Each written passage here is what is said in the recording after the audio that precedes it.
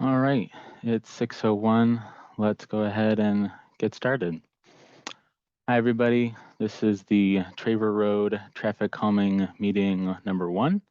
On behalf of the City of Ann Arbor, I'd like to thank you all for joining us in this opportunity to engage with community members. These traffic calming projects rely on resident feedback, and we appreciate and encourage your participation. Let's see here. Click. My name is Jackson Danner, but please call me JD. I will be your presenter tonight. I'm joined by Lori Pollock and Christy Thullen. We all work at Wade Trim. The traffic calming team for Traver Road is a partnership between the City of Ann Arbor and Wade Trim.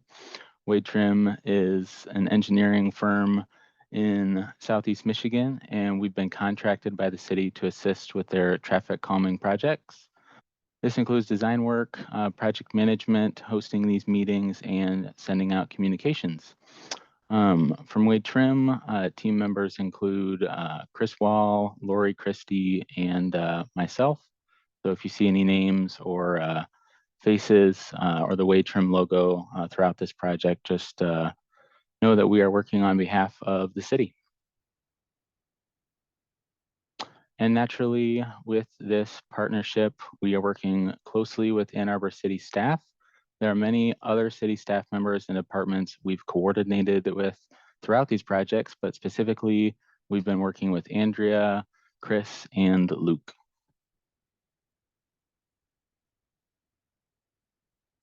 Here's our meeting agenda for tonight. Most of tonight's time will be dedicated to meeting number 1 under section 3.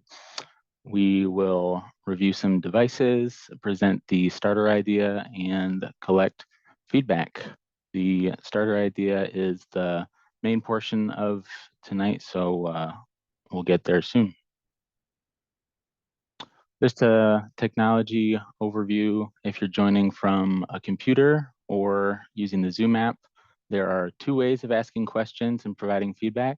You can virtually raise and lower your hand using the button at the bottom of your screen. This will notify the host. When you're recognized to speak, the host will allow you to unmute. If you'd rather type a question or comment, you can press the Q&A button that's also at the bottom of your screen. A chat box will appear. You can type in the text box and press send to submit your message. If you'd like to send your feedback anonymously, please make sure to check the box. I don't see anybody calling in, so I'm going to skip the phone instructions for now. Polling, there will be multiple points throughout the presentation where community feedback will be requested through Zoom's polling feature. If you're on a computer or using the Zoom app and a poll is launched, it will automatically pop up. After you answer the polling question, just press submit. When the poll closes, results will automatically pop up. Press close to stop viewing the results. Additionally, I will close the results for everyone when we're ready to move on. Let's see here. I'm going to launch a test poll for us just to get an idea of who on this call lives in the project area. So let me launch poll number 1.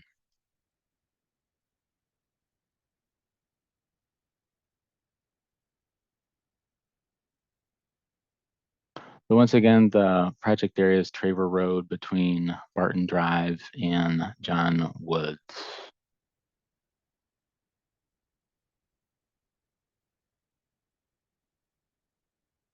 You got most everybody participated. Just give it another moment. There we go. All right. So here are the results. Looks like we've got 4 out of 5 living in the project area. So that's good. Got some neighbors in here.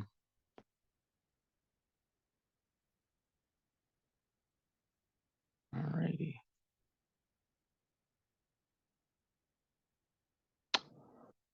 Let's see, some Zoom meeting norms during the presentation, and especially during any feedback from your fellow community members, please keep these Zoom norms in mind. We start on time and we end on time. Raise your hand to be recognized to talk, only one speaker at a time. Please move to a quiet area and silence any background sounds when speaking. Speak loud and clear so we can all hear you. And everyone will be provided a chance to speak before a repeat speaker.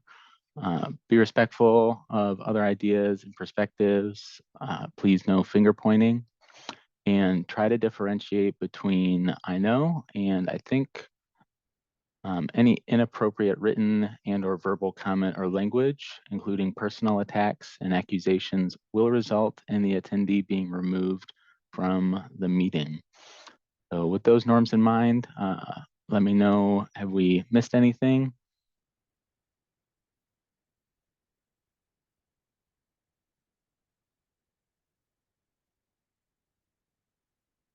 All right, next slide.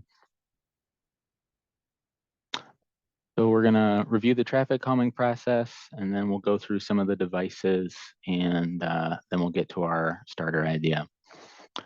So to start, what is traffic calming? So traffic calming is the combination of mainly physical measures that reduce the negative effects of motor vehicle use, alter driver behavior, and improve conditions for non-motorized street users. So the focus in the traffic calming is to make changes that will not only make roads safer for drivers, but safer for pedestrians, wheelchair users, bicyclists, etc. There are many examples of traffic calming in Ann Arbor, and we'll show some of them in the slides to come.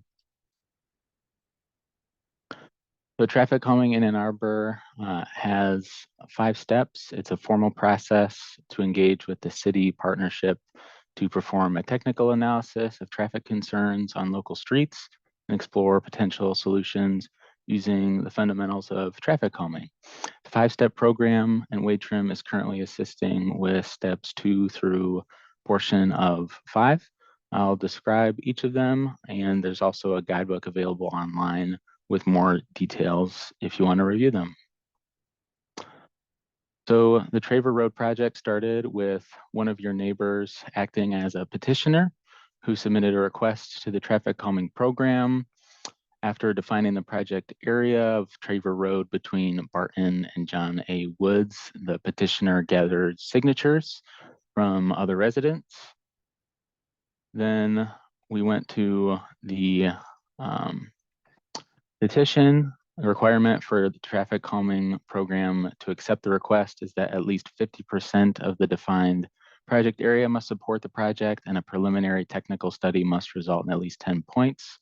The Traver Road project collected signatures from 57% of addresses, and the study resulted in 33 points. So definitely well above the criteria from the points perspective to move forward. At step 2 here, Wade Trim sent out mailers with an initial questionnaire to all project area residents to gather feedback on specific concerns that you may have, what experiences you may have previously had with traffic calming.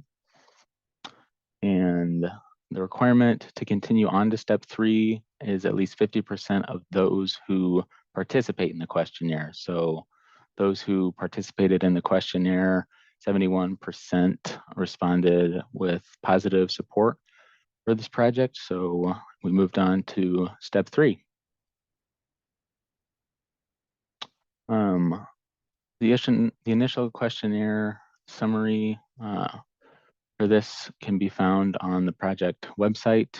In general, results of the initial questionnaire indicated that speeding and parking close to intersections were common concerns, with some sight distance and pedestrian traffic concerns as well. Traver Road slopes downhill from John Woods heading north towards Barton and was listed as a contributing factor to the speeding that's observed. Additionally, the compliance at the Barton Drive stop signs was in multiple responses.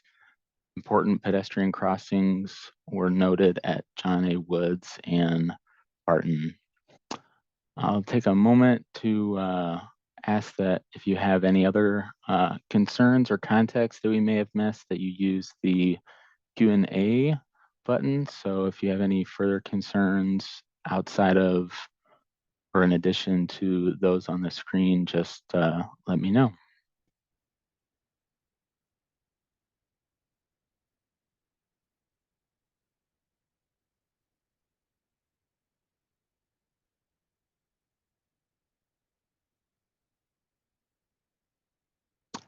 Amy, I see that you've got your hand raised. Go ahead and unmute yourself.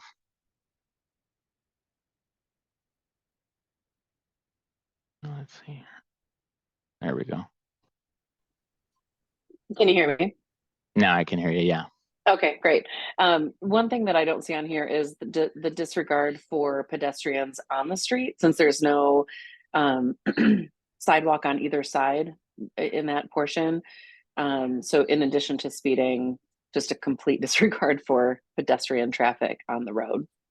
Yeah, for sure. Especially with the no sidewalks, that makes sense. Mm-hmm. Thank you.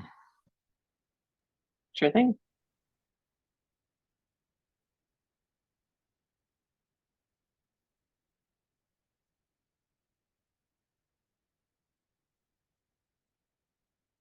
Let's see. Lester, in the questions, we have voiced our concern about the intersection of Traver Barton since 2018 because of how dangerous it is.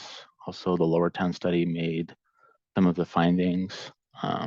That's good to know. Glad we're addressing some of the concern as far as the traffic calming here, and we'll get into more of that once we hit the starter idea section.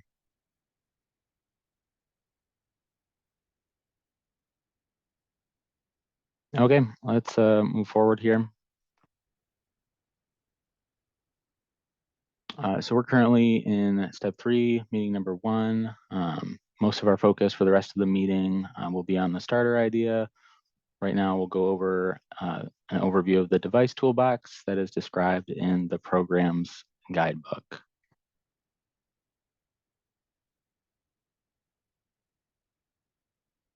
And Ross, I see your comment on the congestion due to school.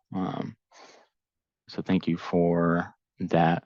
We'll note that when we go to our starter idea.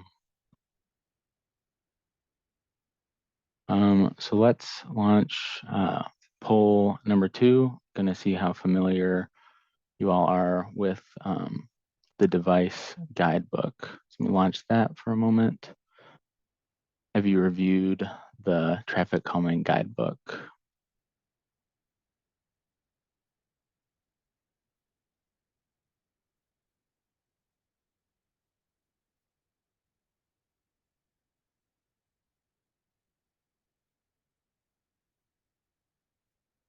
All right, looks like most of us have some familiarity, which is good. And for those of you that don't, we're going to do a quick refresher here.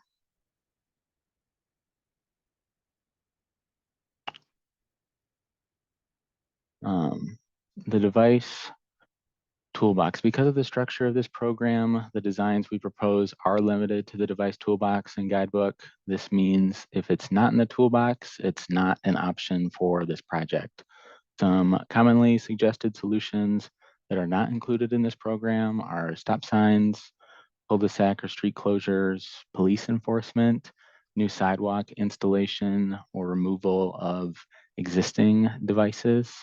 If you want additional information on any of these topics, there are some resources in the guidebook and on the Ann Arbor website.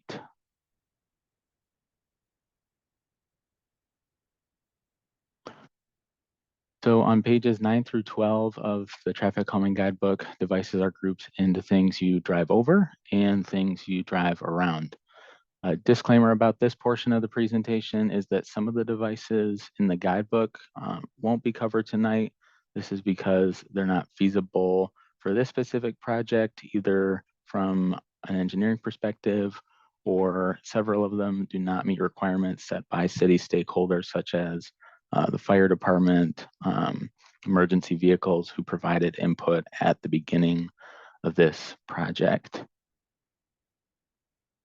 So for things you drive over, these are devices that slow traffic by creating discomfort if traveled over at speed exceeding 25 miles per hour. The device toolbox presents 4 devices: speed humps, speed tables, raised crosswalk, and raised intersection.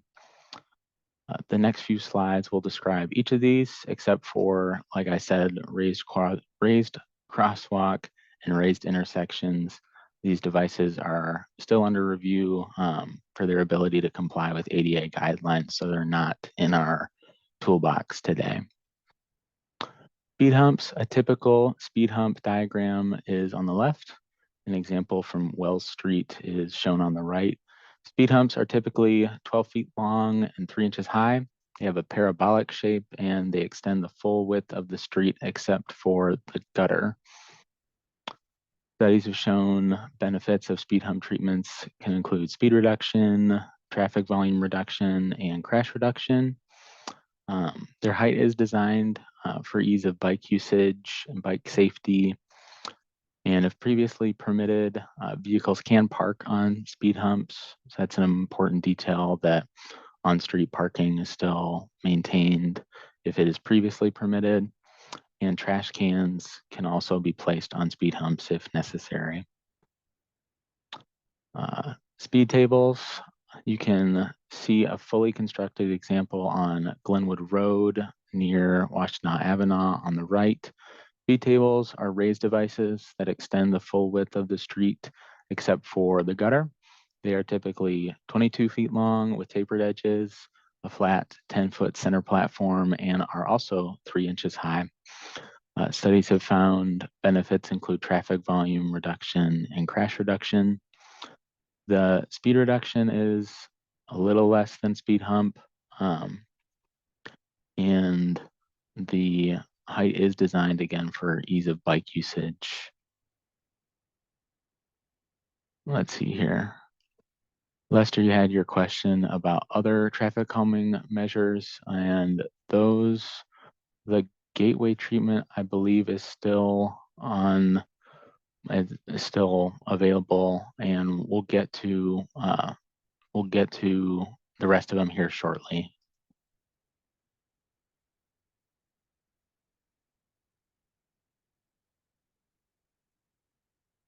Let's see here. Does anybody have questions about the devices you drive over?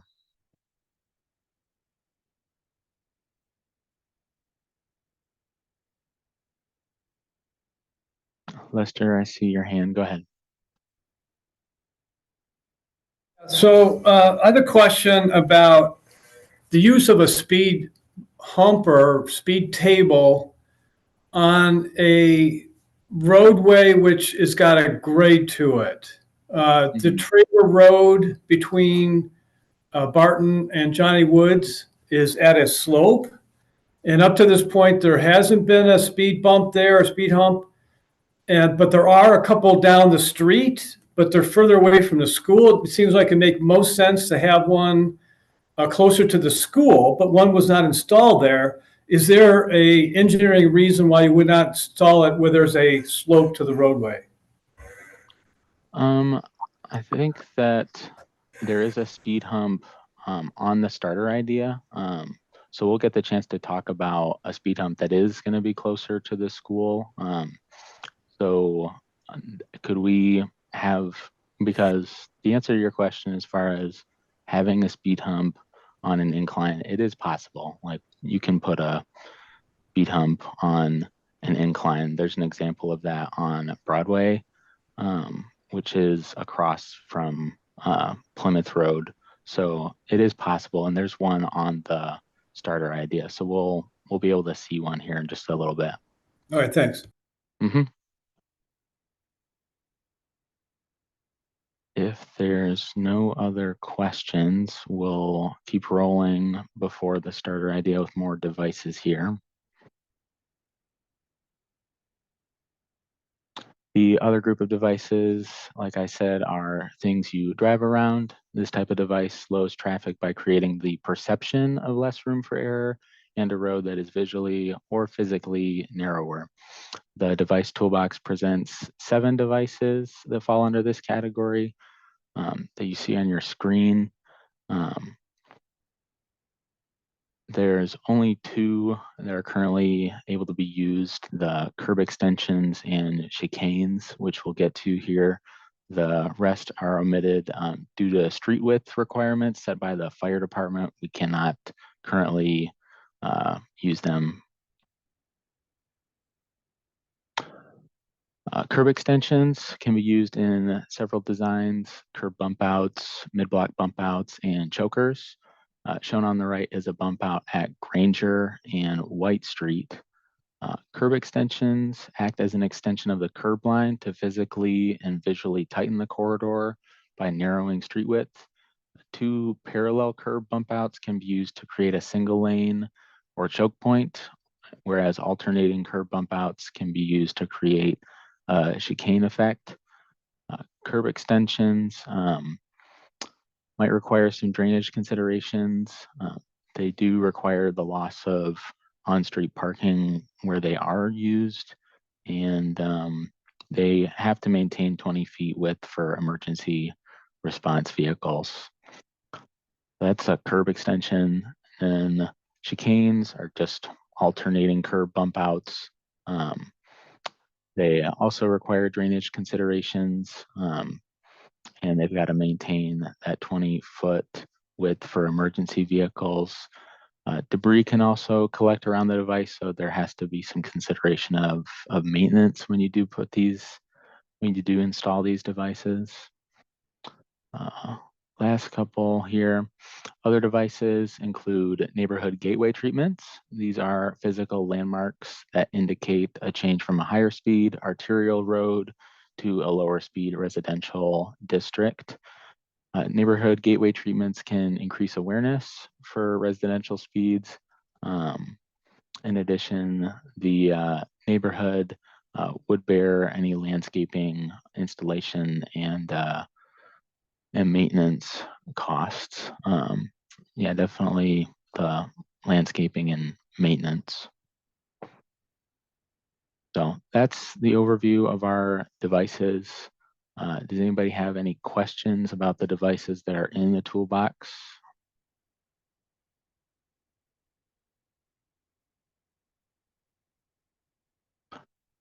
Lester, I see your hand. Go ahead. Yeah, I'm trying to remember. I think Traver Road is like, or street, whatever you want to call it. Or street, yeah, whatever you want to call it, right? I think it's like 32 feet wide, just to give some idea about what that would mean if you have to allow 20 feet. Does that make sense to you? Do you know what the width of Traver is?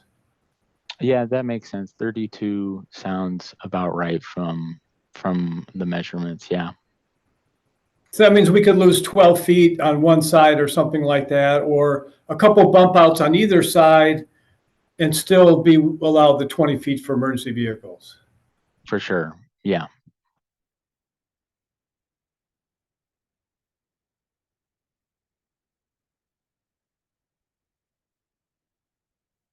Sweet.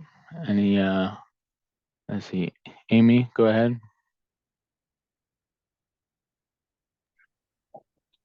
How would that affect, as someone who regularly walks to and from the school on Traver, how would that impact foot traffic on the road? Let's see, I think foot traffic would naturally have to walk around it. These are, that's a good consideration. I think would be best answered in the context of the starter idea, which I think is 2 slides away. So if I can let's go to the starter idea and maybe we can continue that conversation. Sure, that sounds good. Okay. Just for your information, if you'd like to see any additional examples of how the devices are used, there is a map on the traffic calming website that shows all the past and current projects. Just go to the interactive map online.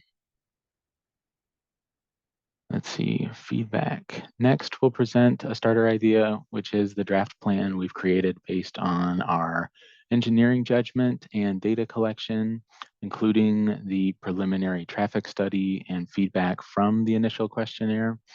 There will be an opportunity to answer questions on each device and discuss any changes you may want to see.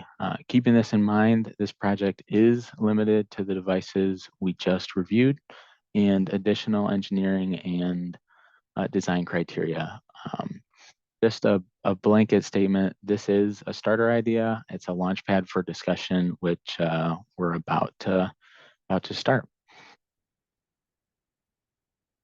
So I'll let you take in the starter idea for a moment, do some initial explanation, and then we'll start our discussion.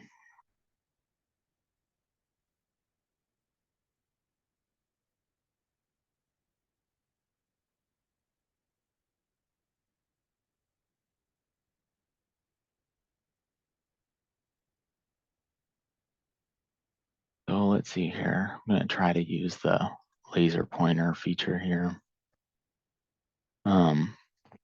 So starting at John Woods and going downhill to Barton, one of the comments we saw repeatedly on the initial questionnaire was this sight distance turning onto John A. Woods is a little tight, and also the turning from John Woods to Traver. So the curb extension is proposed to be there such that traffic has a little bit more visibility to see other cars coming to and from. So that's where the curb extension comes from. And then the second device is a speed hump, which if I remember from looking at the site, was that the flat section runs about to this shared driveway, and then the grade really starts around the beginning portion of the speed hump, and the most of the grade is in this section here between John Woods and that speed hump device. So there's the starter idea. I think, am I missing anything, Lori or Christy? I don't think so. I think you got it all. All right, cool. So yeah, just wondering what the this is the starter idea. What questions might you have, or what comments do you have? Maybe I can give Everett, Kat, Ross, and Tom a chance to speak first, and then hear again from Amy and Lester, if that's okay.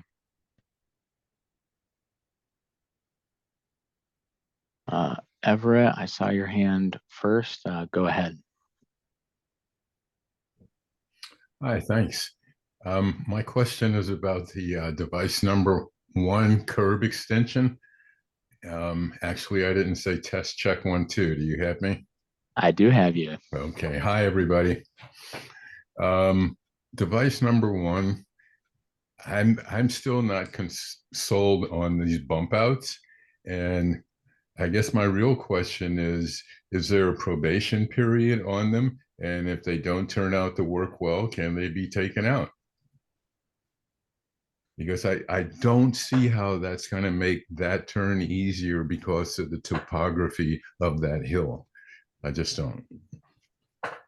So your concern is that because of the topography driving up Traver, going up the hill on Traver, you're concerned that there's trying to turn right. Trying to turn right. I think the idea is that it creates that smaller choke point so that any traffic that's making that turn would have to slow down. Let's see, I've got a comment here from, What does that then do for a car on John A. Woods who wants to turn onto Traver going downhill? Because going that's down. almost worse than trying to turn right onto John A. Woods, because you have to stick your car way out there before you can see somebody coming up the hill. I don't know. We'll see. So that's my question. I'm all for it. Let's try it. If it doesn't work, is there a probation period where everybody can say, wow, that really sucks. Let's take it out. Yeah, for the bump outs, Mhm. they will be designed so that there's a turning radius that will work for not only passenger vehicles, but a turning radius that works for emergency vehicles as well. And the idea with the bump out is making it a little bit more, not difficult, but a little more attention that needs to be paid while you're making that turn. So slowing the turns down is one of the kind of the principles with the bump out, as well as on the roadway, like JD said, a Mhm. choke point, which physically narrows the road and creates kind of a friction for people driving and makes them feel the need to slow down because the road is narrower. So a lot of times Understood. something physical needs to be in place for people to really get that feeling that, oh, I better slow down while I'm driving through here. And why do you think that speed is the issue there more than visibility? I'm pretty much convinced that visibility is more the issue on that corner. Most people are going really, really, really slowly because they can't see. I mean, I'll tell you truthfully, I'm going to be up on the corner in my chair when the school buses come up because I want to see that. I want to see them make that turn. So which way is the sight distance issue that you're noting? Is it coming off of John A. Woods, or is it? Mostly coming off of John A. Woods going downhill because of the hill. Coming up, it's not an issue because you're turning right, you're not crossing another line of traffic. So it's not so much a safety issue as the coming down John A and turning left on the Traver. I'm just curious to see. It's bump outs are a new concept for me. So we'll see what happens. Yeah, it should help with the sight distance issue because you'll have to pull up a little bit further. Exactly. But Yeah. I guess we're coming to different conclusions based on the same information. You got to love that. Okay, I'm good. Thank you. Yep. And just as a quick note, there is a 1-year follow-up study that's performed for all traffic calming projects. So at that point is the 1-year post-construction survey would be a point to voice any concern. Let's hear from, I know that I saw hands from Tom and then Ross. So let's hear from Tom.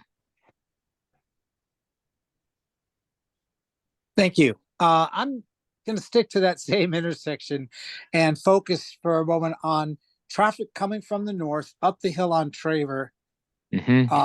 As it hits that intersection, or just before the intersection, the sight lines are poor for people who are further south who are trying to cross on the south part of that intersection, if that is clear. So right now, a lot of us just cross at the south side of the church property. We cross Traver, way away from that intersection, because people coming up that hill from the north don't see you in time if they're going too fast. So definitely needing to slow down traffic in that intersection and create, either have them slower so they can see you crossing, or doing something for the people crossing Traver. One question, one of the tools was a residential traffic circle there. I don't know if that's appropriate for this intersection as a means to do some of what you're trying to do with the curb bump out, but also to slow the traffic that's going straight on Traver, not turning on John A. Woods. And the next caller lives right there. So I bet he has some input too, if you want to hold off on my answer and get his questions and answer them both together. Okay, sounds good. Thanks, Tom. Ross, go ahead. So I'm Tammy. I'm using Ross's phone. I'm his wife. Oh, hey, Tammy. So my comment is, it is a visibility issue. I live and look at that corner, and just as Tom just mentioned, I look right across the street at it, and I walk across there all the time. And that lot that is kitty corner. So my house is the greenhouse. That's the new house. That's just on the other side of John A. Woods. So I'm in the zone. But if you look at the lot that's there, the house that's not lit, it's an empty house. The lot itself, the property is high. That sidewalk doesn't come down to the road surface. And there's a mound of dirt in the way of people being able to see around the corner. So a car that's coming up the hill and turning right is blind to what's on John A. Woods because there's no clear sight line. The hill's too high. The dirt itself is too high. So your bump out idea is great because they're going to swing around and have to develop that sight line before they finish the turn, right?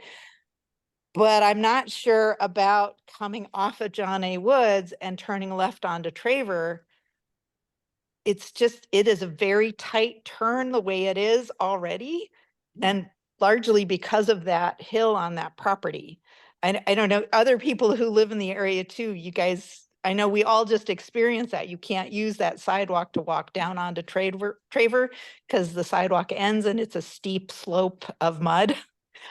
So you have to cross over and cross the street on the other side in front of the church to be safe. So I don't know if the bump out will help with any of that. I think it will, but that's, in my opinion, after 3 years of observing it, it's the height of the lot that really gets in the way of that line of sight. And the vegetation that's been allowed to Yeah. grow up close to the road there.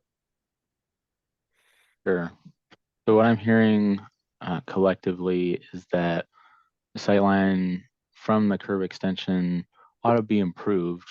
So if you're, first example, driving southbound up the hill on Traver, got to make this turn on John A. It would be helpful for them at least to create more of that sight line. I hear that there's more of where more of the problem lies is, or more of the doubt, I guess, concern lies is going down John A and making this left onto Traver, since it's already a tight turn, since there's quite a mound, if I'm hearing you Yes, correct, it's Tammy. a very high mound. It's at least a 4-foot high mound without counting the bushes on top of it. Right. So it is very blocked off. And when you watch like a school bus trying to make that turn, it's already a tight turn because they're coming up the hill. They don't have a clear line of sight. If they're coming out of John A. Woods and trying to turn either direction on Traver, it's a pretty acute turn then for any larger vehicle. And then if you add in any kind of bad weather, like slippery conditions, that corner becomes a serious hazard. Right, for sure. Yeah. This is Ross. One more comment about that. Because of the limited sight, cars on John A. Woods that are turning left onto Traver have to pull quite far out into the intersection. I believe somebody else already mentioned that as well. But frequently observe people cutting that corner to the point where if somebody's on Traver going south and turning right onto John A. Woods, there's frequently a potential for a crash or very tight quarters there. So behaviorally it'll be a interesting thing. That changing the topic just a little bit. There's 5 driveways that come out from the east side of Traver, basically at that intersection. You have the red house, the 2-story white house, the driveway that Tom, and then there's another house to be constructed down there, and then our house. So I think you also have to consider the amount of people that will be backing out into that potentially more congested area as well. So just a note to consider that. For sure. Yeah. So what I'm hearing is that there's just some doubt on what the effectiveness is going to be of this curb extension. It sounds like the current behavior is that driving down John A. Woods, you already have to pull into the intersection a little ways. So making an extension would alleviate some of the danger if somebody's rocking up the hill on Traver. So that's some improvement, but there's some doubt behind how effective the improvement might be. And similar for coming up here. So it sounds like yes, the sightlines will be better, but in practice with backing out and with weather conditions, it's just a little bit of a kind of can't completely tell what the behavior is going to be. You got a lot. I don't know if I'm still on or not, but you got a lot going on there with all of those things, right? For somebody to keep track of. So for sure. And, in the consideration of this hill, we can, as the team representing the city with city employees and ourselves, we can look into internally what could be done about this hill area. But as far as the traffic calming program and this meeting, that's outside the purview as far as dealing with any of the mound present there. So just wanted to make that clear. Sounds like Lester, I know you had your hand up for a while, and then Amy, you just put yours up. Let's hear from you, Lester, and then we'll go to Amy. Yeah, so the bump out, I think it could help because that would allow cars, let's say on Johnny Woods pulling on the Traver, to sort of pull their vehicle out further, which wouldn't be in the roadway because the bump out's blocking people from driving up Traver into that section of the roadway.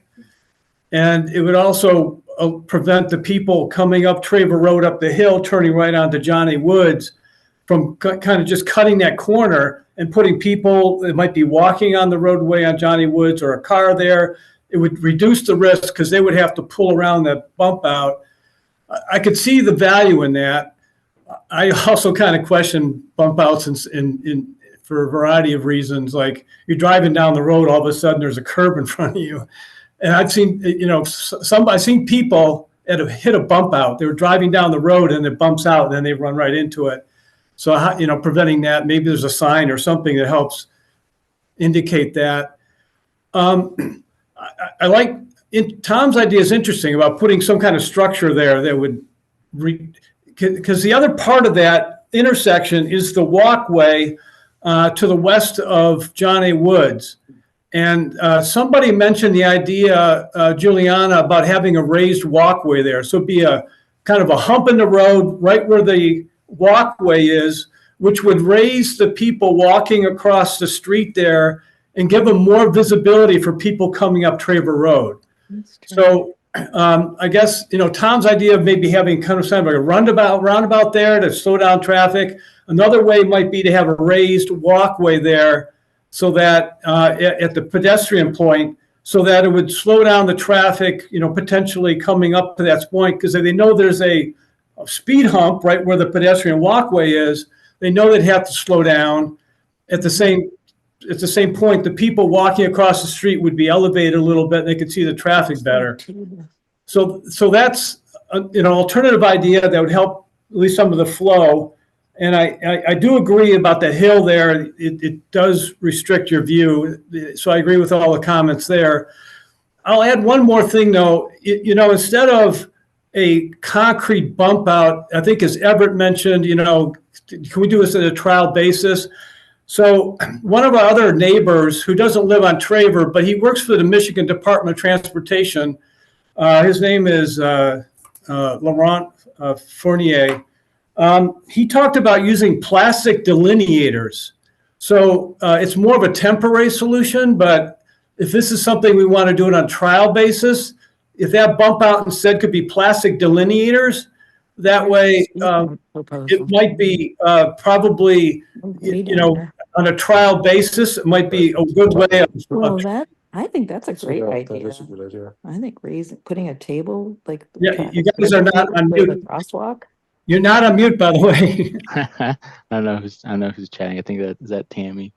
Yeah, Yeah. sorry. I No, was you're just good. agreeing with your idea of the raised walk for the So, pedestrians at the top of the hill. So, Right. The one thing though, that because of all the driveways there, that's a concern. If you pull back and you drive over a bump up, is that okay or not? So that's something for the people living there has to. I'll add one more thing, is that the Lower Town study is suggesting that there be a sidewalk or some kind of a shared mixed, use walk, walkway, bike path, whatever, on that side of the road where the bump out is, all the way between John A. Woods, all the way down to Barton Road, in the roadway. And I've raised that because if you put in a bump out, then you'll end up in the future having probably to get rid of it, because then the sidewalk, whatever pathway that'll be going in, will take that, will be in place. Now, I'll suggest something even more daring. Hey, In that, Lester. what is the Lester. possibility of Lester. putting it? What? Could I just you've raised a lot of points, and I just wanted to give some answers to the points that you gave before we keep going on the ideas, just to catch everybody up. Can I Sure, say go a few ahead. things about what you said, and then I do want to give. I know Amy, you've had your hand raised, so if it's okay, I'm going to answer some of your questions and then give it to Amy, and then we can come back. Towards you had a comment on using a little like traffic circle or like a mini roundabout, something to change the geometry of that John A. Woods and Traver Road. I went through it quickly beforehand, but because of city stakeholders like the fire department, changing the geometry using a device that would be placed like in the middle of that intersection is not on the table right now. So just wanted to make sure that's clear. Changing the geometry by putting a device in the center of that intersection is not currently approved by the city engineering department. So I wanted to answer that. And then as far as like the raised crosswalk, that device isn't a part of this like approved device toolbox either. So, and to your point about the traffic study and in the future inserting or installing a sidewalk between Barton Drive and John A. Woods, of course, that's also out of the traffic calming. So I hear what you're saying as far as future constructability, but in the context of trying to solve this problem that was raised now, I think that's why the curb extension makes the most sense, like we've talked about. Amy, as somebody that walks this road consistently, I'm curious to see what you've got to say as far as the pedestrian side of things. Yeah. So I'm curious about Lester's adventurous idea for sure. I want to hear that. What I will say is, so I take my daughter to STEAM on in the mornings. We go up to John A. Woods, and then and it's a death-defying adventure most mornings. And then on the way to pick her up, I go down the hill, and because she's in the young fives. So the speed bump makes sense to me going down the hill. What I'm curious about is around that corner. I mean, I can see that having that hump, the speed hump out, or the curb hump out, would require us to be on the other side of the road. But is there a reason, and I may have missed this, but is there a reason why there cannot be another speed hump as an alternative to this? I don't know what you guys call that. That's at Johnny Woods and Traver, but On John A. I Woods and agree. Traver, I can make it a Yeah, little bit bigger. It's this curb the curb extension extension. Yeah, device. I agree with everyone's observations right now. Like, that's going to be devastating. That just everything I've seen and experienced on foot or in my vehicle is I just don't see how that is going to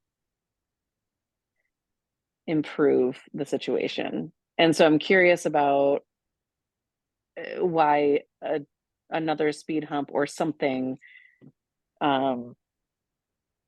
isn't an option there. So, and I'm new to the area, so I feel like everyone else here has more history and more experience. I'm on foot a lot with two kids in a stroller, and so my experience is just different in that I'm often like, well, I hope this isn't our last day here, Right. because people are just hauling down Traver. So I'm just Right. curious about Yeah. the option of a speed hump versus that curb bump out.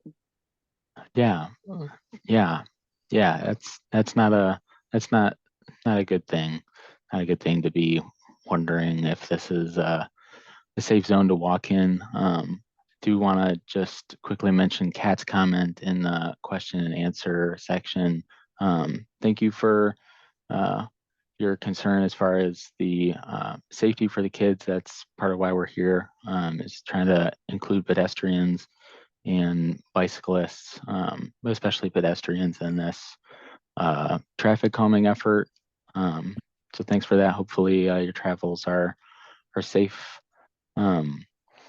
So to kind of bring us like all into all back up to speed. The rest of our time here is basically going to be the rest of our time here is a poll on how do we feel about device number 1, and then how do we feel about device number 2, and then we've kind of got that's most of the rest of this meeting. So in an effort to make sure you can answer the device number 2 question, I'm going to ask that we move more towards device number 2 and try to include that into the discussion, because we probably have another 15-20 minutes to discuss before we start wrapping up, just to respect everybody's time. So is there somebody who wants to start the conversation on device number 2?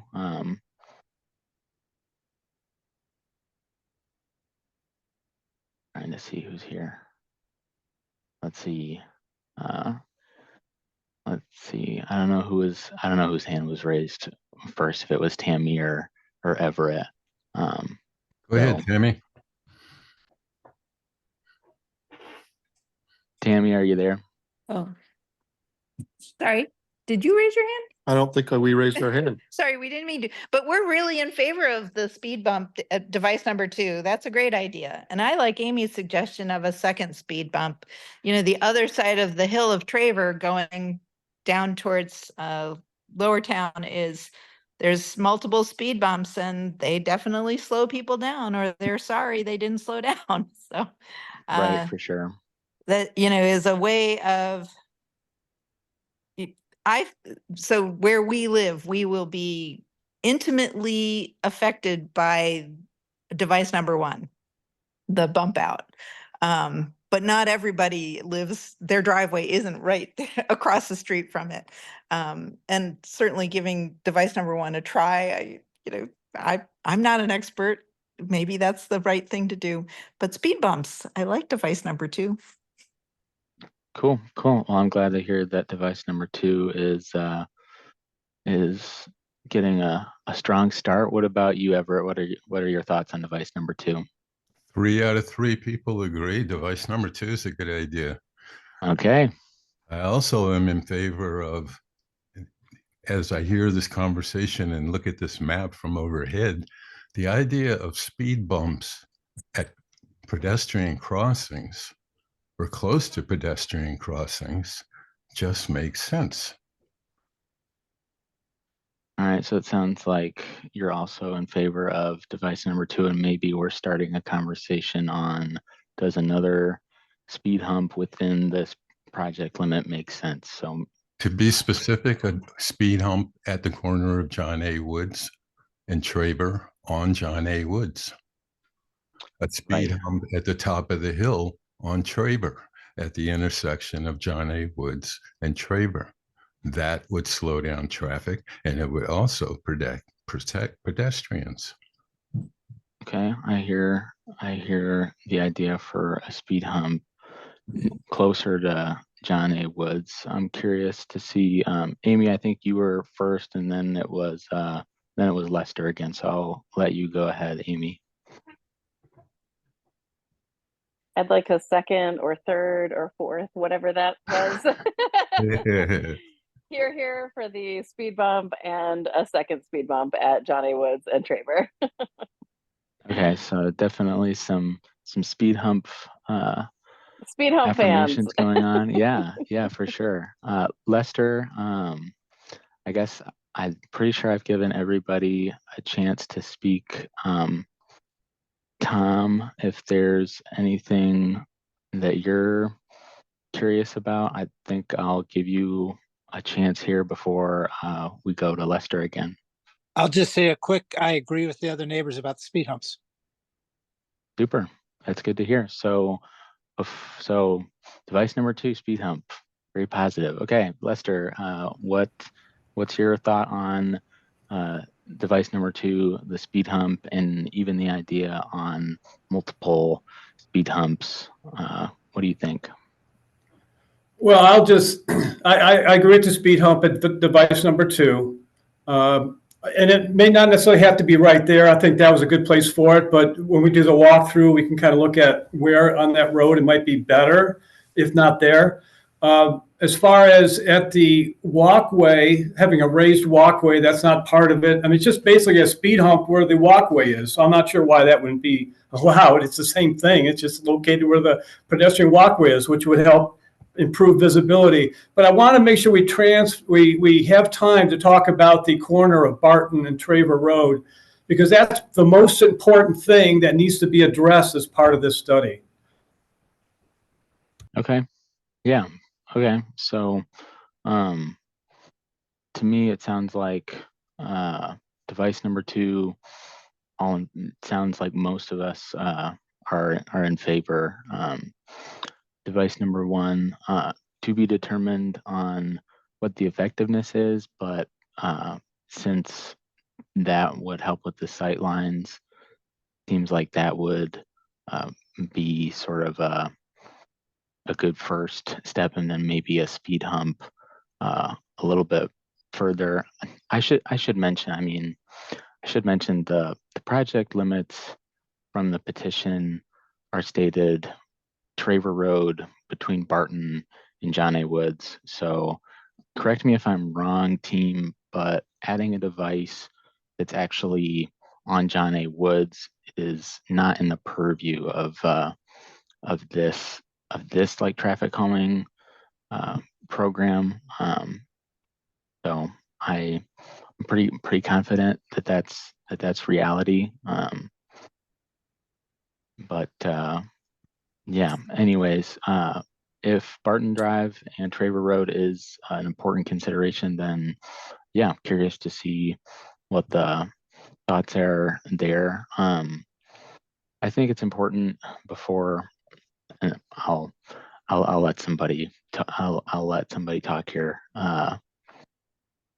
It seems to me that the story goes that pedestrian safety is an issue here, and that as much as a sidewalk is needed, the traffic calming program is not the sidewalk program. So the issue of having a sidewalk that's badly needed isn't going to be solved by this program. So I think that is sort of just needs to be stated clearly that the pedestrian safety is a problem, and the devices within the toolbox are only going to go so far.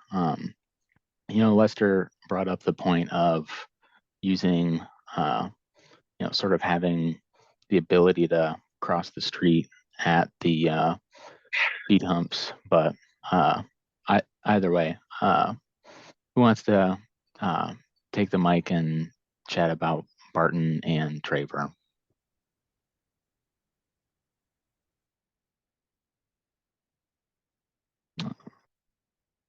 Let's see here. Everett, you want to go? Yeah, I would like people to take advantage of this overhead view of Barton and Traver and see how acute the angle is when you're coming down Traver and you have to turn right onto Barton, which school buses do every day. So when you think about putting bump outs on that corner, think about how sharp that angle is.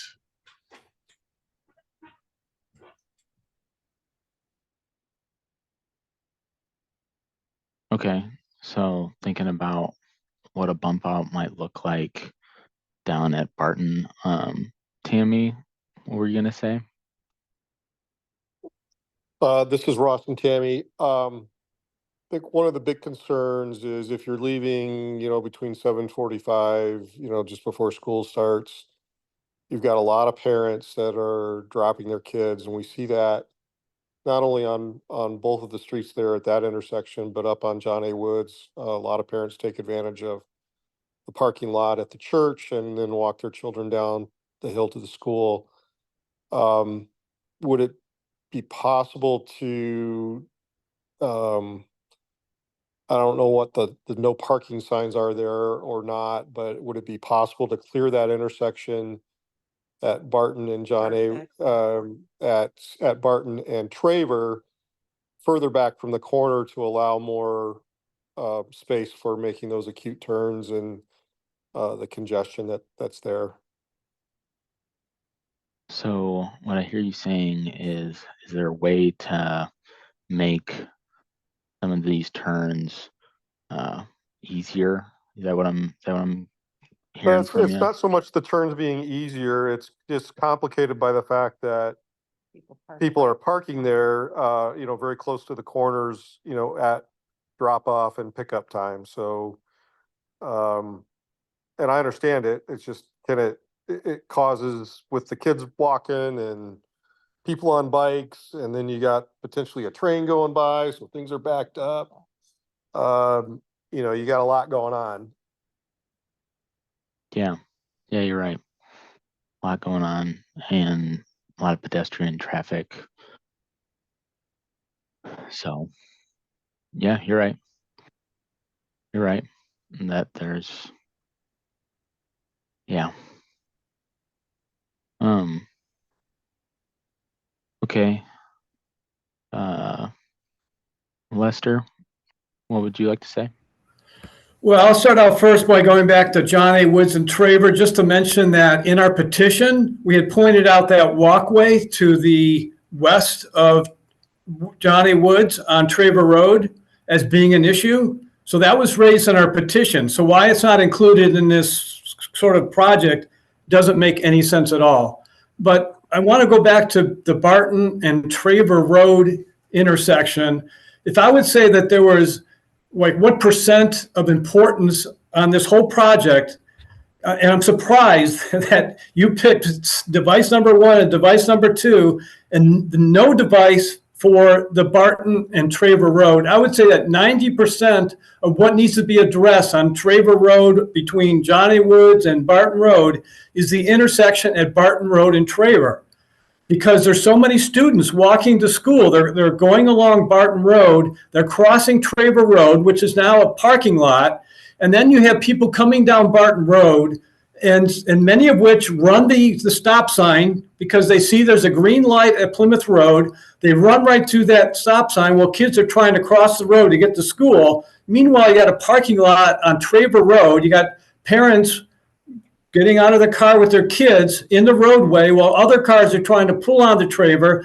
You have double parking because you have people, what they do is they'll double park so they can drop their kids off. So then it gums up an intersection and kids are walking around cars and it's dark and it might be winter.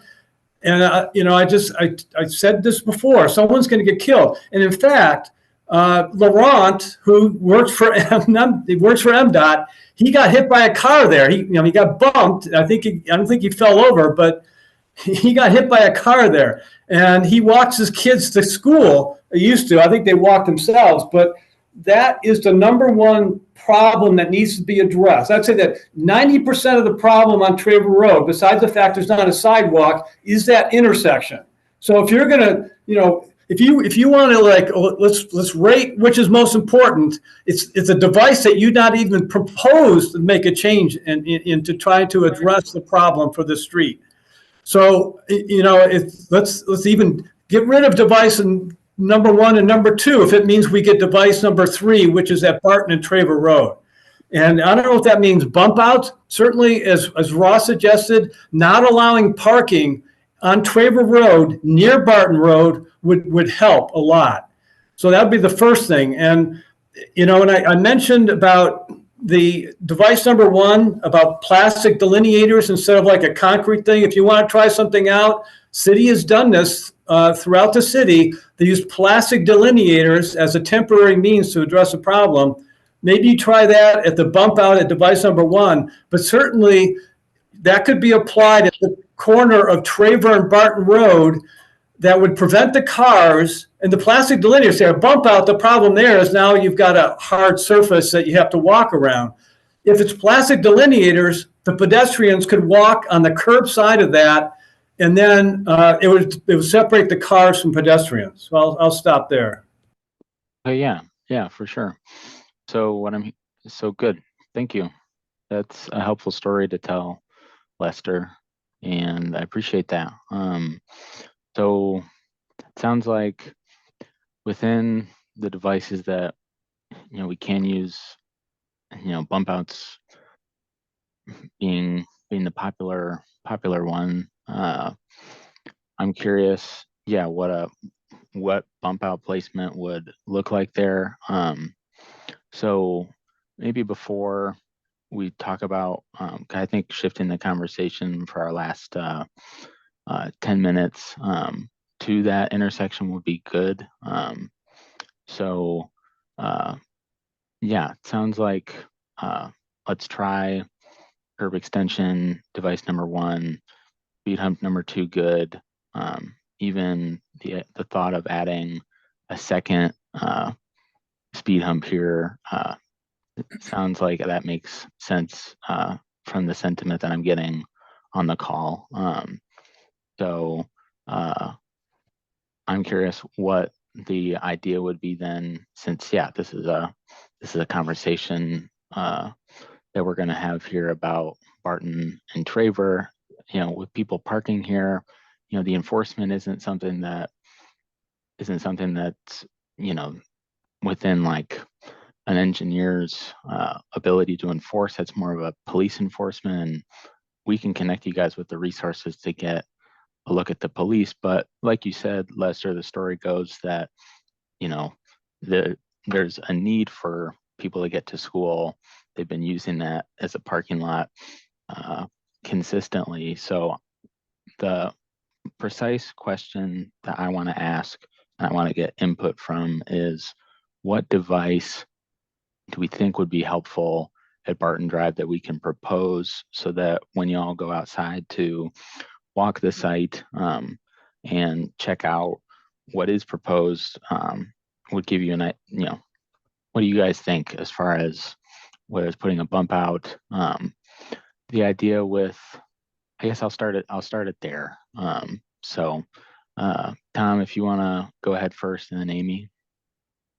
Yeah, so addressing that intersection, I think if we keep it from to some way to prevent parking and or standing on Traver Road within a certain proximity to Barton Drive, that will go a long ways to helping that situation.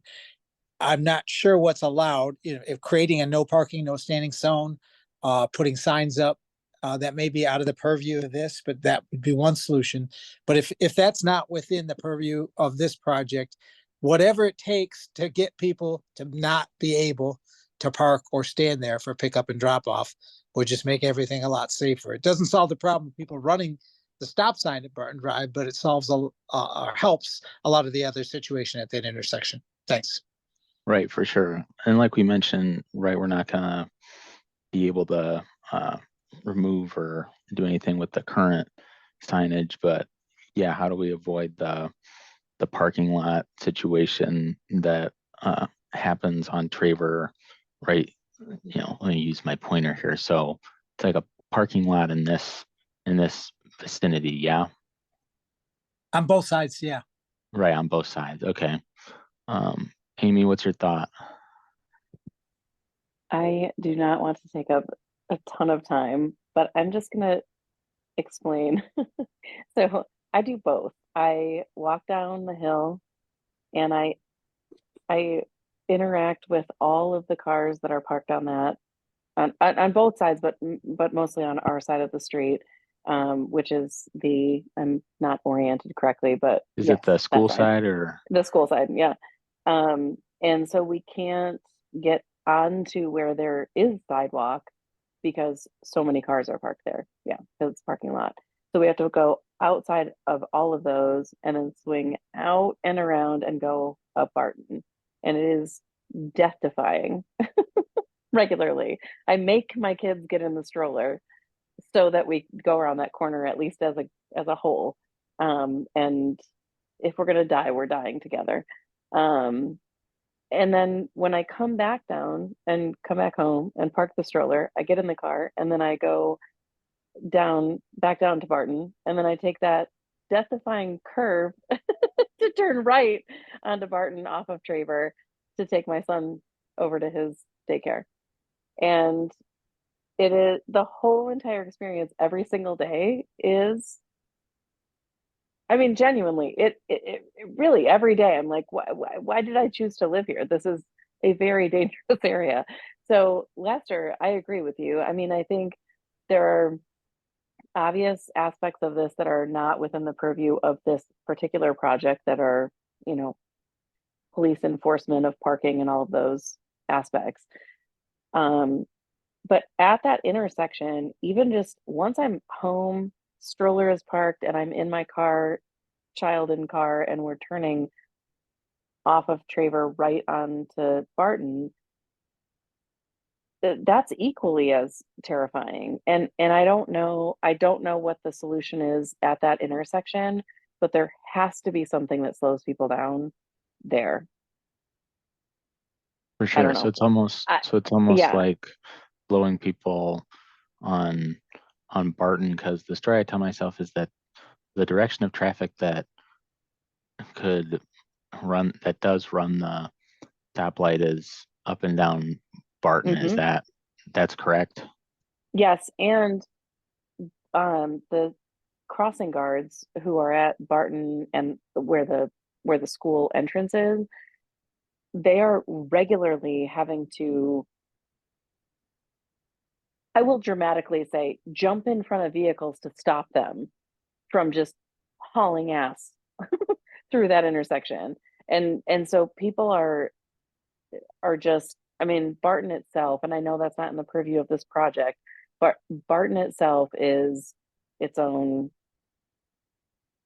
madness. So Its own, right? yeah, so there's got to be something in that area that slows traffic down because it's not safe. Okay. So slowing traffic in this intersection, which would make sense. Yeah. Tom, I'll let you speak, and then we're gonna go with our polls. I'll get you some information on the next steps here, and we'll go from there. So go ahead, Tom. Sorry, I just lowered my hand. I already spoke. Oh, okay. All right. Well, let me go through here and wrap up, start the wrap up process. So here's device one. I just want to see where we're going here. Polling. All right. So let me get some polls up. First one is for device number one. Let me roll this device poll. So do you support device number one? Go ahead and answer that one.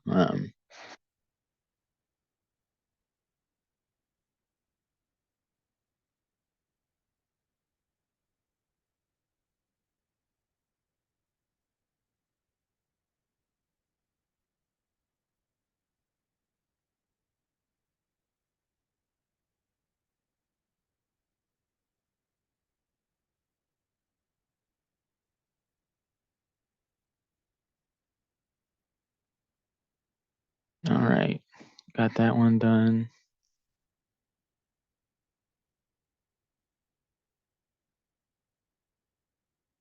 All right. So looks like we're pretty mixed. Seems like this needs to be visited again. So let me roll to device two and the talk about Barton Drive. Then I can ask another poll about this one. So just give me a moment here. Let's go to device number two, poll, launch this one.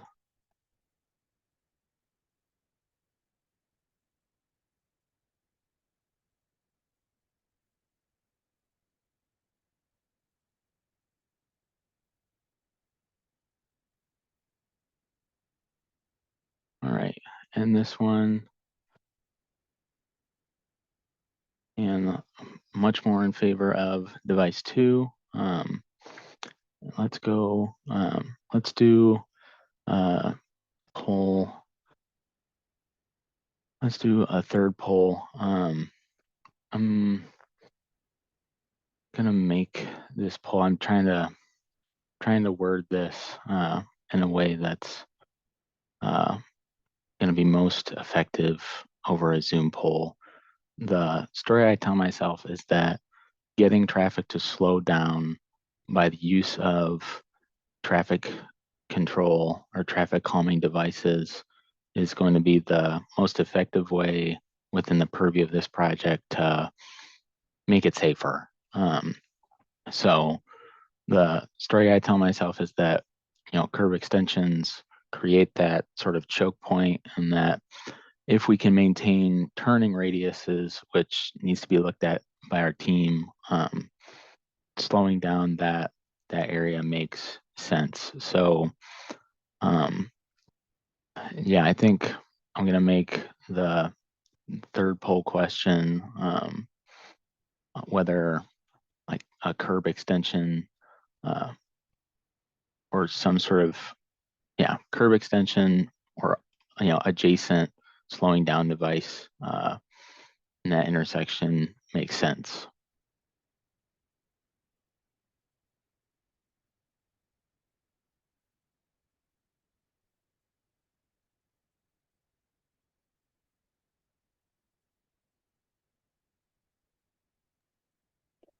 I'm not sure what I was just answering. Oh, you're answering, does a curb extension make sense to you at that intersection, with the caveat being, you have to maintain you have to maintain those radiuses. I see. I think so. Something, and just I am speaking for a lot of people here, but I think if there were an option for something different happening at that intersection or near that intersection, you'd probably get a lot of votes for that. Okay. Which makes a lot of sense. Yeah. Yep. All right. Let me Let me just end this, and then we'll do one more back on John A. Woods. Everett, what's your comment? I was just wondering who's responsible for maintaining those extensions in the wintertime. Is that a property owner responsibility? No, that's a city responsibility. The plows are made aware. As far as the landscaping that's on there, that would be property owner. So let me end this poll. So something going on at something to make a change at Barton and Traver Road is well supported. Write that down.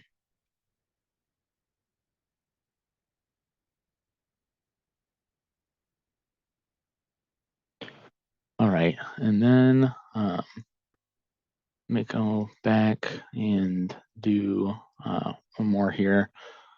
Let's do poll question number 4 would be,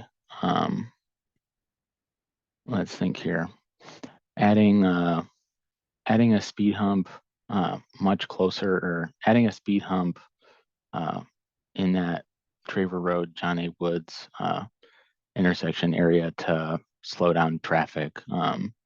So add a speed bump near John A. Woods, Traver Road. That's going to be poll question number 4.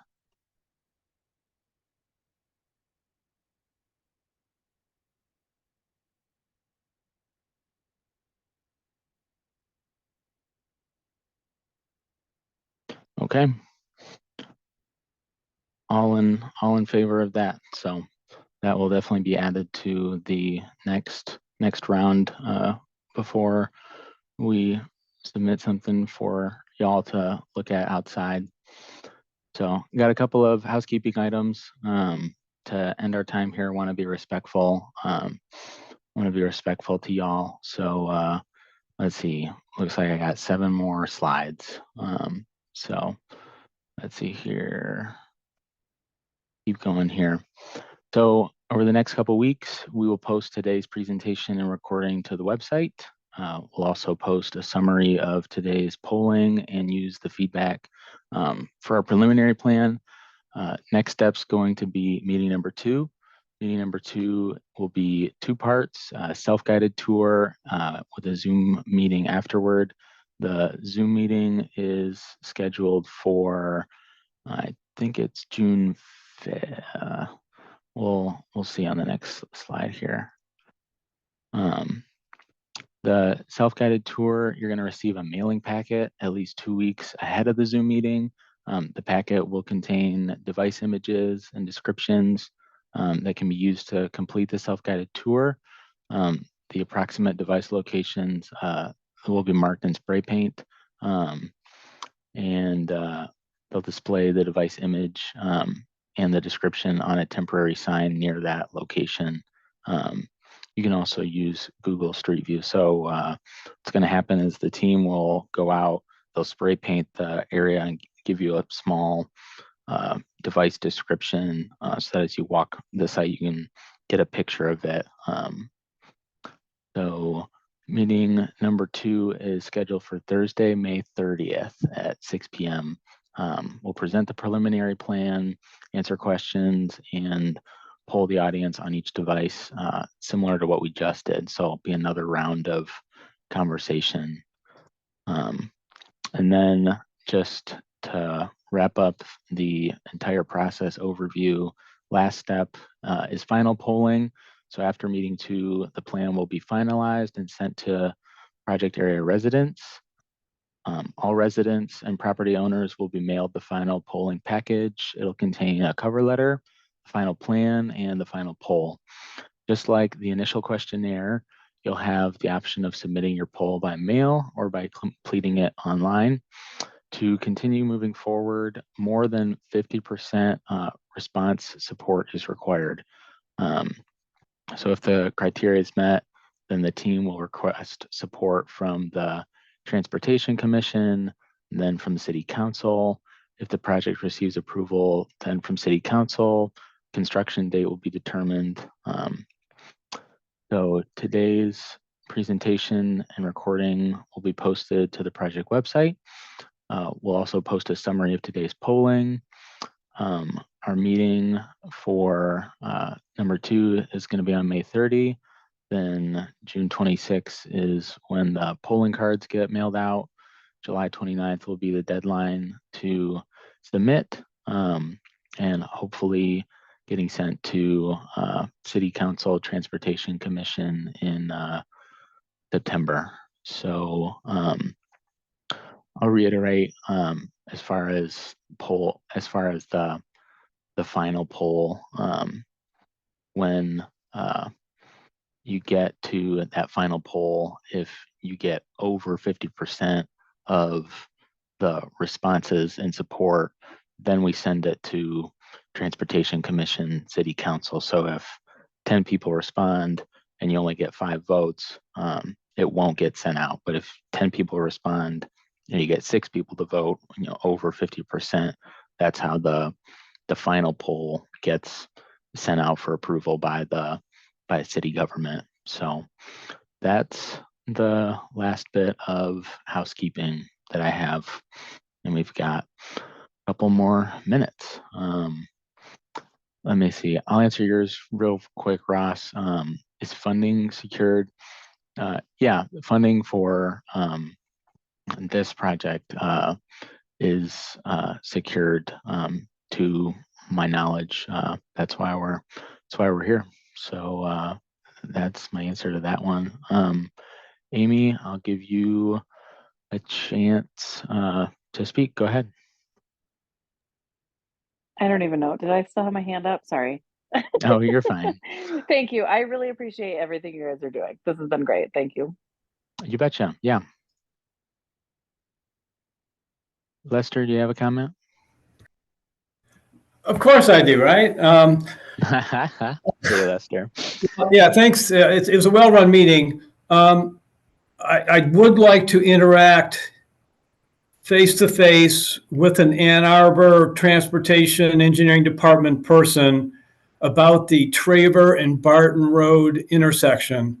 So how do we set up a meeting with them so we can actually do a site walkthrough with a person with the city?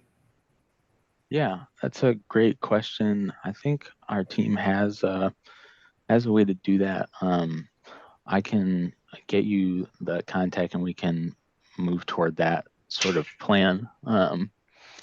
If you would be willing to drop your email in the chat, I can send you the information to get you in contact with the city, just so that we can get that done for sure. Yeah. So just drop your email in the I think it'll be in the question box.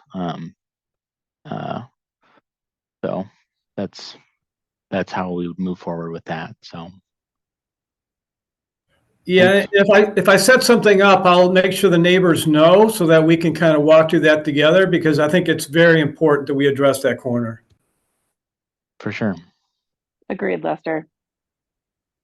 And I just had an idea. If those orange drums are still out there for that project that somebody contractor was doing, I think I'm going to take some of those orange drums and put them at the corner there to keep people from parking on Traver Road near the intersection. So at least temporarily we can do something. Tom, did you have something to say? I was just going to mention that Luke Liu, the city employee, whose name I saw attached to this project, was also attached to the Lower Town Mobility Study Team.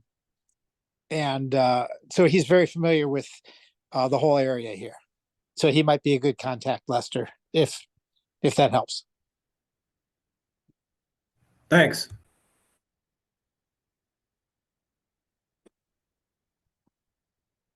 Sweet. Yeah, that's all we have. I'll leave this screen up for a moment. That's the contact information for my colleague, Christy. She has all the contacts to the city. So feel free to write down her email, and we'll look to move forward with getting some communication with having either a city employee or a wage trim employee out there. So that's all that I have. I'll launch a demographic poll. City of Ann Arbor has this poll that would put out to all the public engagement projects. So if you wouldn't mind responding to the demographic survey before you leave, that'd be great. And otherwise, have a good night.